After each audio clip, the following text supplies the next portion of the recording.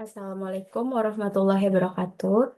Selamat siang, Bapak Ibu. Sebelumnya, saya ingin mengucapkan puji dan syukur atas kehadirat Allah Subhanahu wa Ta'ala, sehingga siang ini saya dapat mempresentasikan hasil skripsi saya.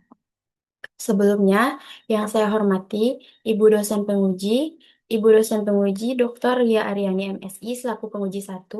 Selanjutnya yang saya hormati Ibu Anissa Aulia Putri SAP MAP selaku dosen penguji 2. Yang saya hormati Ibu Dr. Desna Aromatika SAP MAP selaku dosen penguji 3. Dan yang saya hormati Bapak Dr. Henry Kuswara SIP MSc SC selaku dosen pembimbing 1 dan Ibu Nila Wahyuni SAP MAP selaku dosen pembimbing 2. Baiklah, saya Fatima Elditu Zahra dengan NIM 211084237 akan mempresentasikan hasil penelitian saya mengenai manajemen status kepegawaian dari honorer KP3K di lingkungan pemerintah Kota Parangpanjang.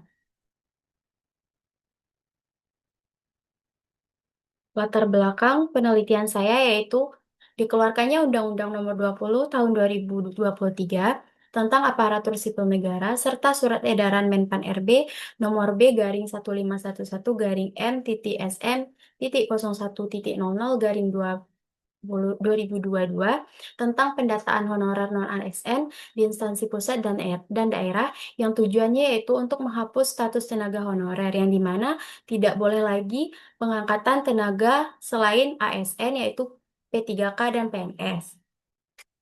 Pengalihan tenaga honorer menjadi P3K untuk menciptakan sistem ASN yang lebih profesional, transparan, dan berbasis merit.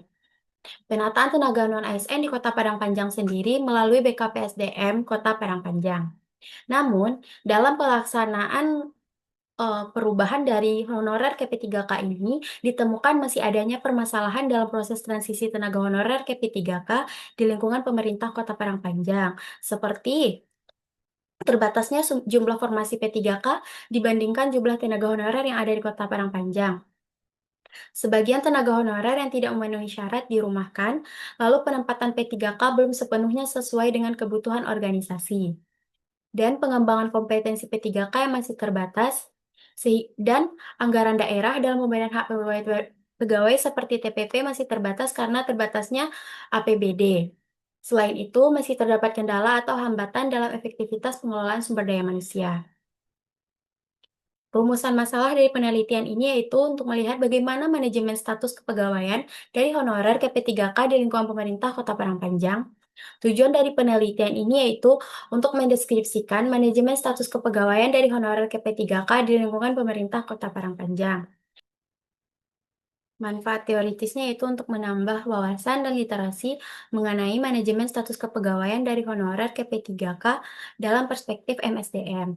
Untuk manfaat praktisnya, memberikan rekomendasi bagi instansi atau organisasi pemerintahan dalam pengelolaan kepegawaian, terutama dalam perubahan status dari honorer ke P3K di lingkungan instansi daerah.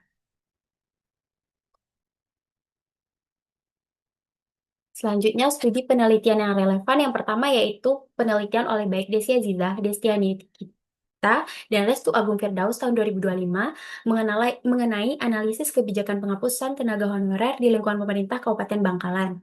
Penelitian kedua yaitu penelitian oleh Fitri Rija Umami dan Chandra Fitra Arifianto tahun 2024 mengenai nasib ASN honorer yang ditinjau dari ketidakamanan pekerjaan atau sebuah studi kualitatif. Penelitian ketiga yaitu penelitian oleh Arif Setiawan, Febrian Muharromah, Feby Zulminingsih, dan kawan-kawan tahun 2024 mengenai analisis pengangkatan P3K di Kota Padang. Penelitian keempat yaitu penelitian oleh Denny Jaya Saputra tahun 2022 mengenai eksistensi pegawai pemerintah dengan perjanjian kerja ditinjau dari Peraturan Nomor 49 tahun 2018. Penelitian kelima yang relevan dengan penelitian saya yaitu penelitian oleh Melsi Agrelia Muni, Jacob Daud Niga, dan kawan-kawan tahun 2025 mengenai efektivitas pegawai pemerintah dengan perjanjian kerja pada Balai Besar Konservasi Sumber Daya Alam Nusa Tenggara Timur. Dan penelitian terakhir yaitu penelitian oleh Luhur Sehuti tahun 2022 mengenai penghapusan tenaga honorer dalam perspektif hukum sebagai sarana pembaharuan sosial untuk mewujudkan ASN profesional. Teori penelitian yang saya gunakan di dalam penelitian ini yaitu teori oleh Priyono, teori MSDM tahun 2010, yang dimana saya tinjau dari fungsi MSDM itu sendiri.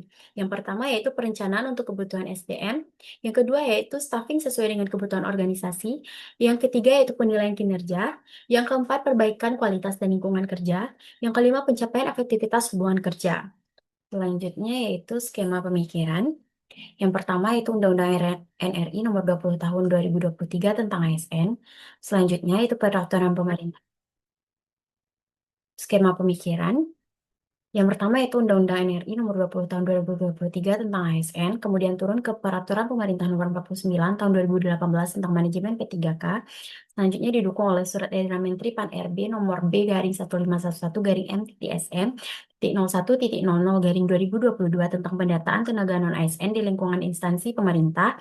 Kemudian turunnya Surat Edaran Wali Kota Padang Panjang nomor 800.1.2/K2/BKPSDM melintang PP garing 3 angka Romawi garing 2025 tentang larangan perpanjang masa kerja dan atau pengangkatan pegawai non-ASN di lingkungan pemerintah Kota Padang Panjang.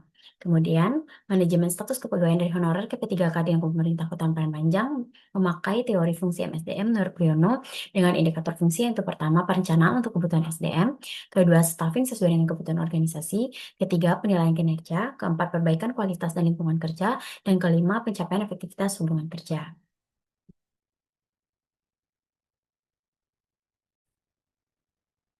Definisi konsep yang pertama itu tenaga honorer. Tenaga honorer merupakan orang yang diangkat oleh suatu lembaga atau instansi pemerintahan dan ditugaskan untuk melaksanakan tugas tertentu di lingkungan pemerintahan.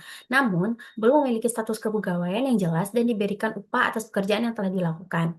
Selanjutnya itu pengertian P3K. P3K merupakan warga negara yang diangkat oleh PPK karena memenuhi syarat tertentu untuk melaksanakan tugas pemerintahan dengan jangka waktu yang telah ditentukan atau dengan kontrak tertentu.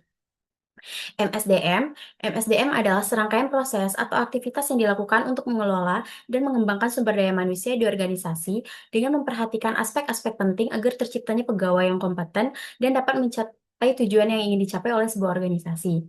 Selanjutnya BKPSDM yaitu Badan Kepegawaian Pengembangan Sumber Daya dan Pengembangan Sumber Daya Manusia, yang dimana ini merupakan instansi pemerintah, terutama instansi pemerintah daerah dalam mengelola mengenai kepegawaian. Selanjutnya yaitu definisi operasional. Variabel pertama yaitu perencanaan untuk kebutuhan SDM. Indikator pertama perencanaan dan peramalan permintaan tenaga kerja jangka panjang dan jangka pendek. Cara mengukurnya yaitu pertama adanya dokumen perencanaan jangka pendek dan jangka panjang yang disusun BKPSDM terkait perencanaan pegawai. Yang kedua adanya peramalan kebutuhan pegawai yang didasarkan pada analisis beban kerja dan peramalan pegawai yang disusun berdasarkan regulasi yang ada. Indikator yang kedua itu ANJAP dalam modernisasi untuk menentukan penempatan pegawai. Cara mengukurnya pertama, ANJAP sebagai landasan dalam menentukan penempatan honorer yang telah menjadi P3K. Kedua, ANJAP dijadikan sebagai landasan penyesuaian kualifikasi honorer dengan formasi P3K yang ada. Variabel selanjutnya yaitu staffing sesuai dengan kebutuhan organisasi. Indikator yang pertama itu adanya rekrutmen. Cara mengukurnya pertama untuk adanya pelaksanaan rekrutmen P3K yang dilaksanakan sesuai dengan kebutuhan formasi daerah. Pelaksanaan rekrutmen P3K dilaksanakan secara terbuka dan sesuai regulasi yang nasional. Ketiga, rekrutmen P3K mempertimbangkan kualifikasi pendidikan dan pengalaman kerja. Indikator selanjutnya yaitu seleksi. Cara mengukurnya pertama, seleksi P3K dilaksanakan secara terbuka dan sesuai dengan prosedur. Yang kedua, proses seleksi P3K disesuaikan dengan kompetensi honorer dan jabatan yang tersedia. Ketiga, hasil seleksi sebagai dasar dalam pengangkatan honorer ke P3K. Yang ketiga itu penilaian kinerja. Indikator yang pertama itu penilaian dan pengevaluasian. Cara mengukurnya itu penilaian kinerja yang P3K yang telah diangkat dilaksanakan secara berkala. Kedua, hasil evaluasi kinerja P3K sebagai dasar dalam pengambilan keputusan terkait pembinaan maupun penghargaan. Indikator yang kedua itu analisis pemberian motivasi. Cara mengukur yang pertama hasil analisis kinerja P3K sebagai alat untuk melihat kelebihan dan kekurangan P3K dalam mencapai target. Yang kedua, motivasi atau dukungan yang diberikan agar P3K dapat meningkatkan kinerjanya. Yang keempat, variabel perbaikan kualitas dan lingkungan kerja. Indikator yang pertama, pelatihan dan pengembangan SDM. Cara mengukurnya yang pertama itu adanya program pelatihan dan pengembangan SDM untuk meningkatkan kompetensi P3K. Kegiatan pengembangan dilakukan untuk membantu P3K beradaptasi dengan tugas dan tanggung jawab yang baru. Yang ketiga, cara mengukurnya itu melalui pelatihan dilakukan untuk meningkatkan profesionalitas kinerja P3K. Indikator kedua itu kualitas lingkungan kerja diukur dengan melihat lingkungan kerja yang aman, nyaman, dan damai. Adanya kebijakan instansi yang mengarahkan untuk terciptanya lingkungan kerja yang mendukung P3K. Indikator ketiga yaitu kondisi fisik kerja, diukur dengan melihat adanya fasilitas kerja memadai dan layak, adanya pembaruan sarana dan prasarana. Variabel kelima itu pencapaian efektivitas hubungan kerja. Indikator yang pertama yaitu mengakui hak dan menaruh rasa hormat terhadap hak-hak pegawai, terutama P3K. Cara mengukur yang pertama yaitu hak P3K dihormati sesuai dengan ketentuan regulasi nasional yang ada. Kedua, P3K mendapatkan hak atas keamanan, kesejahteraan, dan kesempatan pengembangan diri. Yang kedua, indikator melalui melakukan indikator bargaining dan menetapkan prosedur penyampaian keluhan pegawai. Cara pengukurannya, yang pertama penyampaian keluhan P3K yang dilaksanakan secara terbuka dan adil, adanya proses musyawarah untuk menyelesaikan permasalahan kerja antar pegawai dan instansi. Indikator yang ketiga yaitu melakukan penelitian tentang kegiatan-kegiatan MSDM. Cara mengukurnya yang pertama, hasil evaluasi MSDM digunakan sebagai perbaikan mengenai kebijakan pengelolaan honorer ke P3K. Kedua, adanya kajian atau evaluasi mengenai pelatihan yang dilaksanakan untuk meningkatkan MSDM. Selanjutnya metode penelitian. Pendekatan penelitian dan desain penelitian yang digunakan dalam penelitian ini yaitu kualitatif deskriptif. Teknik pengumpulan datanya yaitu menggunakan wawancara, observasi, dokumentasi, dan studi literatur. Teknik pemilihan informannya yaitu teknik purposive sampling. Peranan peneliti di sini yaitu sebagai alat utama dan penganalisa. Untuk proses penelitian dimulai dari survei awal hingga wawancara penelitian untuk memperoleh data di BKPSDM Kota Parangpanjang. Untuk unit analisisnya yaitu BKPSDM Kota Parangpanjang. Untuk teknik analisis data menggunakan pengumpulan data, reduksi data, penyajian data, dan penarikan kesimpulan. Teknik keabsahan data di sini yaitu menggunakan triangulasi sumber yang dimana triangulasi sumbernya yaitu P3K yang telah diangkat, P3K yang telah diangkat dari honorer, honorer yang masih ada di Kota Parangpanjang dan tidak lulus seleksi P3K sebelumnya, serta honorer yang telah dirumahkan. Gambaran umum Kota Parangpanjang. Selanjutnya itu struktur organisasi BKPSDM Kota Parangpanjang, yang dimana BKPSDM Kota Parangpanjang ini dikepalai oleh kepala badan yang bertanggung jawab kepada wali kota dan wakil wali kota melalui sekretaris daerah.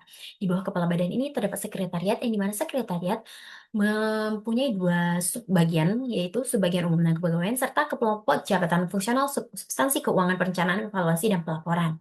Selanjutnya ada dua bidang di dalam BKPSDM Kota Parangpanjang ini, yaitu bidang pengadaan dengan pengangkatan yang terdiri dari 3 kelompok jabatan fungsional. Yang pertama ada kelompok jabatan fungsional substansi pengadaan aparatur, kelompok jabatan fungsional substansi mutasi dan jabatan, kelompok jabatan fungsional substansi kepangkatan dan daerah. Selanjutnya ada bidang pendidikan dan pelatihan, kinerja dan informasi kepegawaian.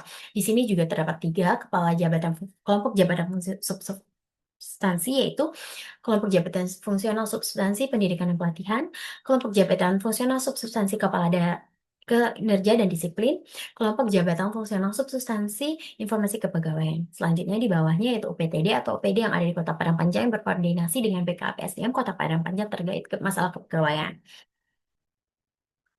Bab hasil dan temuan. Yang pertama terkait variabel perencanaan untuk kebutuhan sumber daya manusia. Untuk indikator perencanaan dan permintaan tenaga kerja jangka panjang dan jangka pendek. Untuk hasilnya ditemukan bahwa perencanaan kebutuhan pegawai ini telah dilaksanakan sesuai dengan regulasi dan mempertimbangkan kondisi keuangan daerah. Namun, untuk proses transisional ke P3K ini masih dinilai efektif karena dilakukan secara bertahap dan adanya dokumen seperti perencanaan pegawai jangka panjang dan jangka pendek yang disusun. Untuk jangka panjang disusun untuk kebutuhan pegawai dalam 5 tahun ke depan, sedangkan yang jangka pendek disusun untuk kebutuhan pegawai dalam tahun yang akan datang. Jadi susun per tahun. Selanjutnya indikator anjak dalam organisasi untuk menentukan penempatan pegawai. Temuannya yaitu penempatan P3K telah mengacu pada anjak dan ABK, tetapi jumlah P3K yang tersedia belum mampu memenuhi seluruh kebutuhan pegawai sehingga pembunuhan SDM belum optimal di Kota Parangpanjang sendiri. Variabel selanjutnya yaitu staffing sesuai dengan kebutuhan organisasi. Indikator yang pertama itu rekrutmen. Untuk rekrutmen telah berlangsung secara transparan namun belum optimal karena ketidaksesuaian kualifikasi pendidikan tenaga honorer dengan persyaratan formasi yang telah ditetapkan oleh pemerintah pusat. Jadi masih terdapat P3K itu yang ditempatkan tidak sesuai dengan latar belakang pendidikannya. Untuk selanjutnya yaitu seleksi. Indikator seleksi ditemukan bahwa seleksi P3K telah berjalan efektif, transparan, dan berbasis sistem merit, namun jumlah formasi masih terbatas karena kemampuan APBD Kota Parangpanjang. Untuk selanjutnya, variabel penilaian kinerja. Yang pertama, indikator penilaian dan pengevaluasian. Untuk temuannya, yaitu ditemukan bahwa indikator ini sudah berjalan cukup optimal ya, namun masih terdapat kendala dalam pembinaan kinerja dan pemerataan pemberian TPP untuk P3K. Selanjutnya itu indikator analisis dan pemberian motivasi. Belum sepenuhnya berjalan optimal karena masih terdapat kendala dalam pembinaan disiplin dan pemberian motivasi khususnya bagi P3K. Selanjutnya, variabel perbaikan kualitas dan lingkungan kerja. Indikator pelatihan dan pengembangan SDM ditemukan bahwa indikator ini masih berjalan belum optimal karena pengembangan kompetensi untuk P3K belum dilakukan secara sistematis dan berkelanjutan. Untuk indikator selanjutnya yaitu kualitas lingkungan kerja, ditemukan bahwa kualitas lingkungan kerja di Kota Padang sendiri sudah berjalan baik sehingga P3K sudah dapat melaksanakan tugas dengan nyaman sebagai ASN. Untuk kondisi fisik kerja sudah berjalan baik dan sarana dan prasarana yang Kota Padang sudah mendukung efektivitas kerja P3K. Untuk selanjutnya itu variabel pencapaian efektivitas hubungan kerja. Yang pertama indikator mengenai menaruh, mengakui, dan menaruh rasa hormat terhadap hak-hak pekerja.